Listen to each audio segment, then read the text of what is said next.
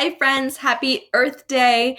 It is April 22nd, 2020, and it is Earth Day. Okay, so today we're going to do a couple activities that help us dive a little deeper and understand what that means. We won't be doing our usual ELA or math assignment so that we can dig into the celebration today. Okay, there's a lot of news coverage, there's a lot of videos on YouTube and things like that are explaining what Earth Day is, and I want to take a little time to look at the significance of why we celebrate it. Okay, so we're going to do that first by reading a passage and answering some questions, and there's a writing at the end of this and a coloring. Okay, so let's read through this page first.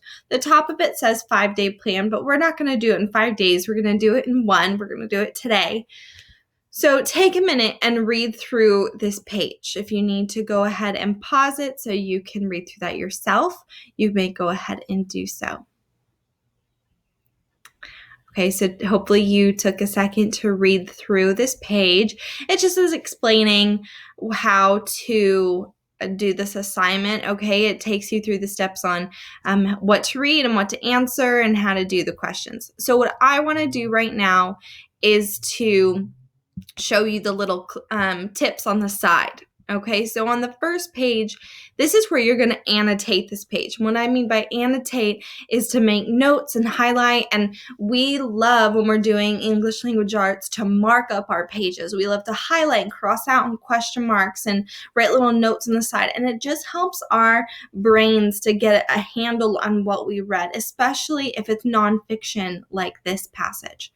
Okay, so follow the directions on the side. This one on the left says drag to number your paragraphs. Okay, and the pro tip on the right says zoom to 100% if you are having trouble seeing the page. You can also close any extra toolbars to minimize, so just a little helpful tip. Okay, and this mark it up on the side. This gives you a key for what we want you to be using on the left over there. Okay, so you're going to number the boxes. There's a question mark if you have a question about something confusing, an exclamation point to put near something you find exciting or interesting. You can put an X near something you don't understand. You can underline by clicking on the sentence or the word by click and highlight, and then you'll come back and click that button to underline, and then same thing with highlight. Okay, and that's where these all drag and drop. Okay, so once you read through, you annotate. Step 2 tells you to go ahead and read the passage again and mark it up more, and then go to the questions 6 through 10 and answer these. Okay, on these question pages, the number 1 through 5 and 6 through 10 is all the same. Once you figure out what you want the answer to be, you're going to drag this box over to the answer you want to select, and you can move it around if you want. You can make it bigger or smaller, however you want to do that. Okay. Now, the important part of these questions is that underneath all of the answers is a color. And so when you go to do the art activity of this assignment, which is the last page on here, you get to decide, okay, well, the answer for number 1, the color underneath that, I'm going to give this one to you. It is April 22nd. Hence what today is, April 22nd. Okay, so the answer is red. So for number 1, I know that it's red. So I'm going to come over to my page, my coloring page here, and every time that I see the number 1, I'm going to color that in red. And in order to do that, there are directions right here on how to color the squares. Really easy. If I want this one red, I'm going to click in that box, put my cursor in that box. I'm going to go up to the fill color can. Select the color red that I want, and if you want to use a fancy shade, go on ahead, totally fine. You're going to click red, okay, and then it takes a second, and there's your red box. Now, if you want to do multiple answers or boxes, because see straight down, they're all ones, just click and drag highlight. I need to go down. There we go. Okay, and I'm going to go back to my fill can and color red.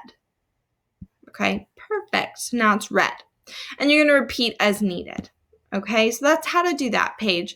How to color triangles and rectangles. Select the shape, click paint, and color. So same thing on how to do this guy. Same thing on how to color, but we need to, so for this 8, I want to color it. So I'm going to drag this one because it matches the shape. And then I can color it. I can hit my fill can and then color it. Okay. So that's how to do that one. All right. The last piece of this assignment is a writing assignment. And if you want to do this before you color, more power to you. Absolutely up to you. So your History of Earth Day prompt.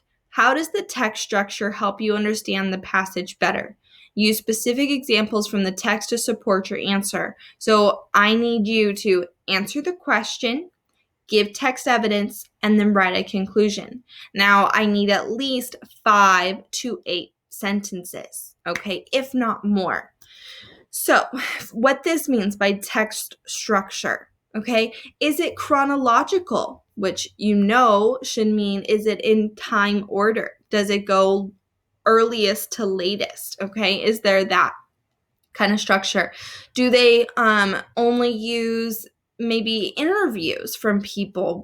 How is it structured? How did they write this in order to help you understand the history of Earth Day?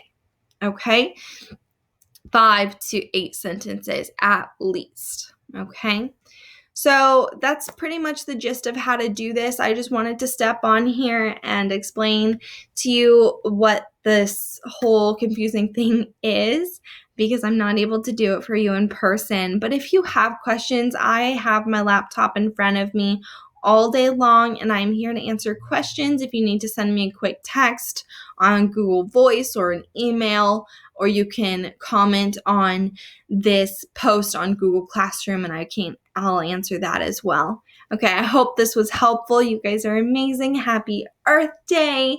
And I hope that you can find a little time to celebrate the earth, whether it's making sure everything's in the right recycle can at home, plant a flower, or pick up trash in your front yard or backyard. Okay, whatever it is, I hope that you have a great day.